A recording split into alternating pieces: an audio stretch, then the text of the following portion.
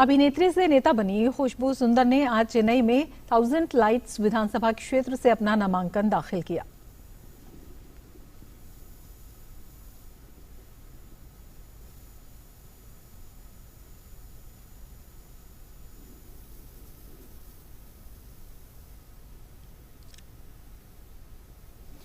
केंद्रीय परिवहन मंत्री नितिन गडकरी ने लोकसभा में वाहनों की स्क्रैप नीति की घोषणा की। उन्होंने कहा कि सरकार ने वाहन निर्माताओं को पहले ही एक एडवाइजरी जारी की है, जिसमें स्क्रैपिंग प्रमाण पत्र दिखाने पर नए वाहन के मूल्य में 5% कमी करने को कहा गया है।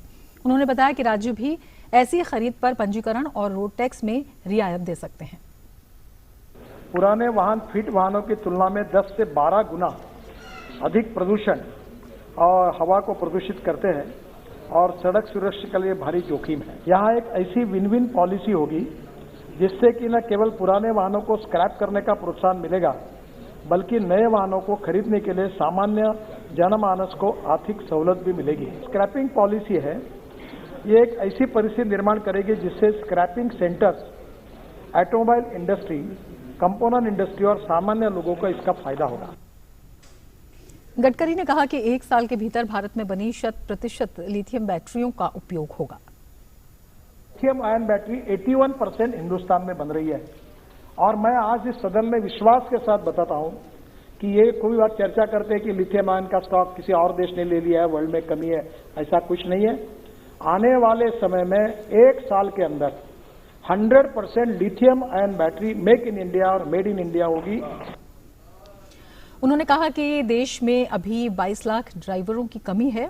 उन्होंने कहा कि आने वाले 5 वर्षों में भारत वाहन निर्माण का हब बन जाएगा। हिंदुस्तान ये 5 साल के अंदर ऑटोमोबाइल इंडस्ट्री के अभी सभी देश के वर्ल्ड के ब्रांड, अभी टेस्ला भी आ रहा है, अभी मर्सिडीज से लेकर BMW से लेकर दुनिया के सब ब्रांड हिंदुस्तान में है और 5 साल के अंदर हिंदुस्तान ऑटोमोबाइल मैन्युफैक्चरिंग का वर्ल्ड का नंबर 1 हब बनेगा। और अब आपको असम के करीमगंज ले चलते हैं, जहां पर प्रधानमंत्री एक रैली को संबोधित कर रहे हैं। मेघना नदियों के रास्ते ही पहुंचते थे लोग, लेकिन बरसों तक चली कांग्रेस की करप्शन और वोट बैंक की राजनीति ने असम को सबसे अधिक डिस्कनेक्टेड राज्यों में शामिल कर दिया। करीमगंज के मेरे प्यारे भाइयों बहनों, इतना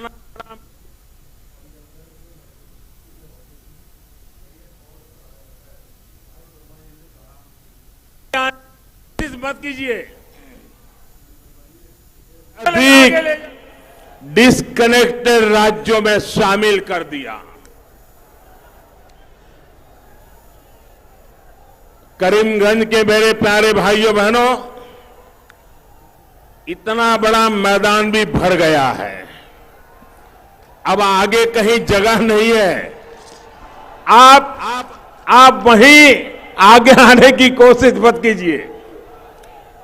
आपके प्यार के लिए, आपके आशीर्वाद के लिए मैं आपका बहुत बहुत आभारी हूं। मेरे प्यारे भाइयों बहनों, कांग्रेस सरकारों और उनकी नीतियों ने असम को सामाजिक, सांस्कृतिक, भौगोलिक और राजनैतिक हर तरह से नुकसान पहुंचाया। साथियों, 2016 में जब मैं यहां आपके बीच आया था तो ये जानकर हैरान हो रह गया कि कांग्रेस की सरकारें बराक वैली के लिए डिविजनल कमिश्नर गुवाहाटी से चलाती रही। ये कितना बड़ा अन्याय था। मुझे खुशी है कि एनडीए सरकार ने इस अन्याय को दूर किया। बराक वैली के लोगों को छोटे छोटे सरकारी कामों के लिए दूर न जाना पड़े, यहां दवाई और पढ़ाई से जुड़े संस्थान बने, इसके लिए सर्बानंद जी और उनकी सरकार ने जो काम किया है वो काम यहां के लोग सदा सर्वदा प्रशंसा करते रहे हैं। बहनों और भाइयों, यहां बराक वैली की रेल कनेक्टिविटी की क्या स्थिति थी, इसको लेकर हर बार यहां से आवाज उठती थी, मांग उठती थी। सड़कें खस्ता हाल थी, रेल नेटवर्क सीमित था, असम के अलग अलग हिस्सों में जाने के लिए लोगों को बहुत लंबा सफर तय करना पड़ता था। गैस कनेक्टिविटी को लेकर भी असम की स्थिति अच्छी नहीं थी। भाजपा सरकार इस स्थिति से असम को तेजी से बाहर निकाल रही है। बहनों और भाइयों, आज असम में नई सड़कें बन रही हैं, नए फ्लाईओवर बन रहे हैं, नए पुल बन रहे हैं। बरसों से अटके हुए भारत के सबसे लंबे ब्रिज भूपेन हजारिका सेतु का निर्माण किसने पूरा करवाया? भाजपा की ही सरकार ने काम किया। असम को मेघालय से जोड़ने के लिए इससे भी बड़े धुबरी फुलबारी ब्रिज का निर्माण कौन करवा रहा है? भाजपा की सरकार करवा रही है। देश का सबसे लंबा रिवर रोपवे असम को किसने दिया? भाजपा की सरकार ने दिया। किसने बरसों से अधूरे पड़े भारत के सबसे लंबे rail road bridge Bogibeel bridge का काम पूरा करवाया? भाजपा की सरकार ने किया। चाहे एयर रूट हो, रेल रूट हो, हाईवे हो, हम हर प्रकार से असम की भारत के अन्य हिस्सों में कनेक्टिविटी को मजबूत कर रहे हैं। और इनसे भी बढ़कर हमने एक और कनेक्शन बनाया है जिसे तोड़ना असंभव है। एक कनेक्शन है असम के सामर्थ्यवान और प्रतिभाशाली लोगों से दिल का कनेक्शन। आप तो अनुभव करते हैं कि करीमगंज से सिलचर जाने के पहले कितना वक्त लगता था और अब कितना कम लगता है। असम की भाजपा सरकार ने, एनडीए सरकार ने सड़कों के निर्माण में जो बेहतरीन काम किया है उसकी प्रशंसा यहां आने वाले पर्यटक भी करते हैं। लुम्बिनी सिलचर रेल लाइन का चौड़ीकरण मिशन मोड पर किया गया।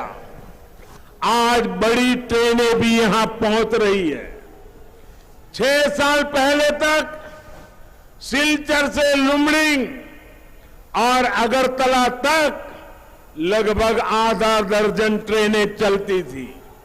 आज ये संख्या करीब करीब 2 गुनी हो चुकी है। आज बराक वैली, दिल्ली, गुवाहाटी, डिब्रूगढ़, कोलकाता, त्रिवेंद्रम और अगरतला से कनेक्ट हो चुकी है। बहनों, आप देख रहे थे असम के करीमगंज से प्रधानमंत्री की चुनावी रैली का सीधा प्रसारण। आगे बढ़ते हैं। केंद्रीय सड़क परिवहन एवं राजमार्ग मंत्री नितिन गडकरी ने संसद में बड़ा ऐलान किया है। लोकसभा में नितिन गडकरी ने कहा कि अगले 1 साल में देश से सभी टोल प्लाजा खत्म कर दिए जाएंगे। अब गाड़ियों में जीपीएस सिस्टम लगाया जाएगा जिसकी मदद से टोल शुल्क का भुगतान हो सकेगा। 1 साल के अंदर सब टोल निकल जाएंगे देश के, पर उसका अर्थ यह है कि टोल नहीं रहेंगे पर आपको जीपीएस पे हमारे केवल रोड के एंट्री पर कैमरा रहेगा, जीपीएस पर आपका इमेज कैच करेगा और जहां से जाओगे वहां और जहां से निकलोगे वहां उतना ही पैसा आपसे कटेगा, ना टोल होगा, ना रोकेगा कोई, ना कुछ होगा।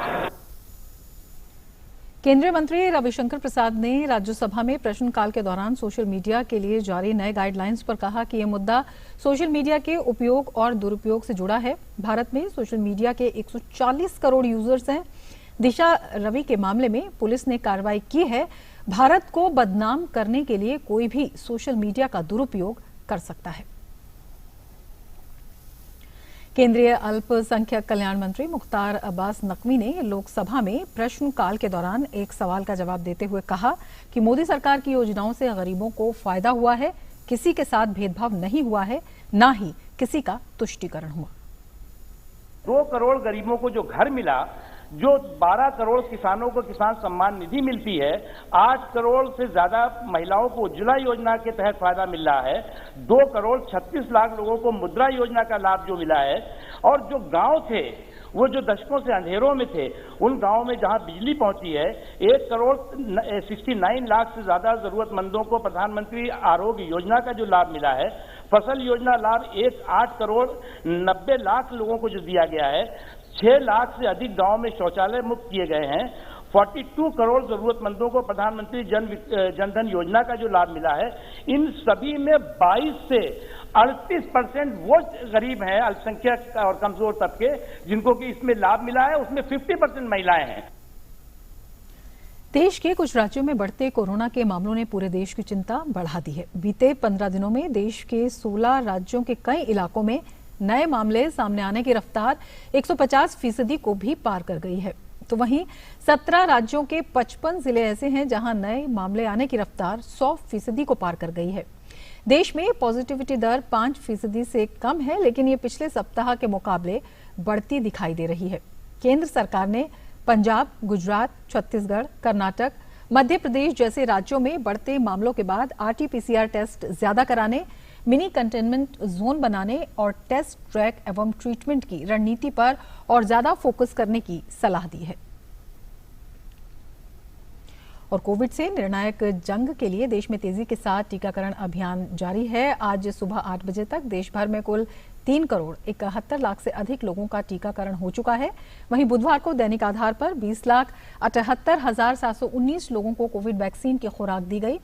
दुनिया भर में अब तक दी गई कुल वैक्सीन का 36% से अधिक भारत में लगाया गया है। भारत में कोरोना के खिलाफ जारी जंग में सरकार के बेहतरीन प्रयासों के जरिए सफल परिणाम सामने आ रहे हैं। स्वास्थ्य और परिवार कल्याण मंत्रालय के मुताबिक देश में कोरोना वायरस महामारी से संक्रमित लोगों में से अब तक 1 करोड़ 10,63,025 मरीज स्वस्थ हो चुके हैं, जिसके बाद देश में रिकवरी रेट 96.41% हो गया है। देश में कोविड से मृत्यु दर घटकर 1.39% रह गई है। पिछले 24 घंटों में 17,741 कोरोना मरीज ठीक हुए हैं। और बात करें महाराष्ट्र की, तो महाराष्ट्र में लगातार कोरोना का खतरा बढ़ता जा रहा है। प्रशासन ने अब सख्त कदम उठाने शुरू कर दिए हैं। आज पालघर जिले में अगले आदेश तक सभी स्कूल, कॉलेज, हॉस्टल बंद करने का आदेश दिया गया है। पालघर के नडोरे आदिवासी आश्रम शाला में 30 छात्र और 1 शिक्षक कोरोना पॉजिटिव पाए गए हैं, जिसके बाद हॉस्टल को सील कर दिया गया है। नडोरे आश्रम स्कूल में 9वीं से 12वीं कक्षा तक स्कूल हैं। जांच में पता चला है कि कुछ छात्रों के प्रारंभिक लक्षणों के बाद 193 छात्रों की जांच की गई थी, जिसमें 31 लोग संक्रमित पाए गए। संक्रमित छात्रों में 24 लड़कियां हैं, जबकि 6 लड़के हैं। 9 लड़कियों को इलाज के लिए ग्रामीण अस्पतालों में भर्ती कराया गया है। देश में कोरोना संकट के चलते पाबंदियों का दौर शुरू हो रहा है और कई शहरों में सार्वजनिक स्थलों पर लोगों की भीड़ को सीमित करने के लिए प्रशासन कई कदम उठा रहा है। इसी कड़ी में अहमदाबाद में सभी पार्कों और उद्यानों को आज से अगले आदेश तक जनता के लिए बंद कर दिया गया है। शहर की कांकरिया लेक और चिड़ियाघर भी बंद रहेंगे। इससे पहले मंगलवार को अहमदाबाद, वडोदरा, सूरत और राजकोट में नाइट कर्फ्यू का ऐलान किया गया था। गुजरात भी देश के उन राज्यों में शामिल है जहां कोरोना के मामलों में करीब 1 महीने में तेजी देखने को मिली है। उधर मध्य प्रदेश में कोरोना के बढ़ते मामलों को देखते हुए मुख्यमंत्री शिवराज सिंह चौहान ने कहा है कि कोरोना से घबराने की जरूरत नहीं है, हम मिलकर इसका सामना करेंगे, केवल सावधानी ही इसका उपाय है। उन्होंने कहा कि वे आज शाम को एक बार फिर जिले के अधिकारियों के साथ ऑनलाइन बैठक करने वाले हैं। जरूरत पड़ी तो और सख्ती बढ़ाने को लेकर निर्णय लिए जाएंगे। 1 अप्रैल से स्कूल खोलने हैं या नहीं, इस पर और भी पुनर्विचार किया जाएगा। डरने की जरूरत नहीं है, हम मुकाबला करेंगे, लेकिन सावधान रहने की जरूरत है। हम कोरोना हर हालत में कंट्रोल करेंगे, लेकिन बिना प्रदेशवासियों के संभव नहीं है, और इसके लिए मुझे आपका सहयोग चाहिए। मास्क लगाना ही है। जिन 10 जिलों में 10 बजे दुकान बंद होना है, मतलब होना है। आज शाम को कुछ और